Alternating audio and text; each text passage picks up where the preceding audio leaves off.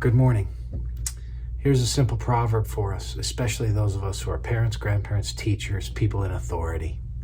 Listen to Proverbs 23, 13, and 14. And by the way, it's probably not very culturally sensitive, but I think it has great application for us.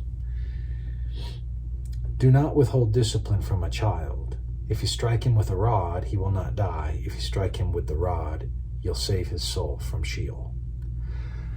Let's state right out of the gates that this is not encouraging child abuse. Child abuse is a very, very serious subject that mars the lives of children and adults and entire families. And so we don't want to play fast and loose with something like this. The point of the proverb, utilizing here corporal punishment, and I don't intend to have this thought for the day be focused on the subject of corporal punishment.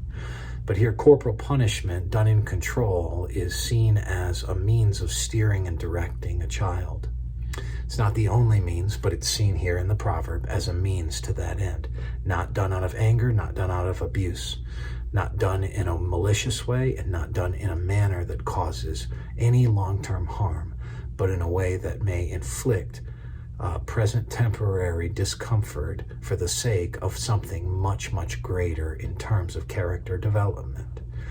Now, let's leave corporal punishment for a second and just think about this first phrase in verse 13. Do not withhold discipline from a child.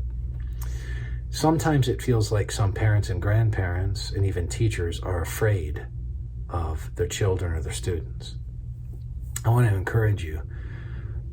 Here's the slogan, right? Don't fear, be bold enough to steer. Ready? Don't fear, be bold enough to steer.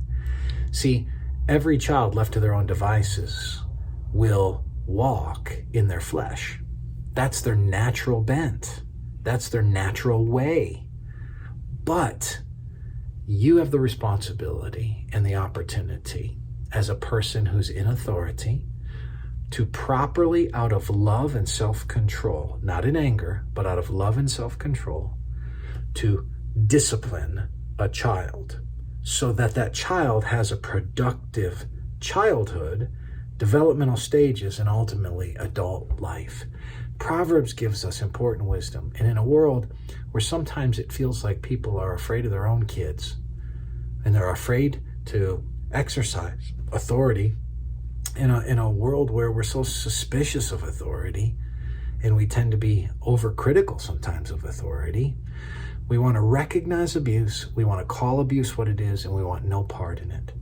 We don't want to swing the pendulum the other direction from the misuse of authority to the absence of authority. That doesn't help the development of any child. So, in love, in sweetness, with the gospel at the center, discipline a child, and may the Lord bless you.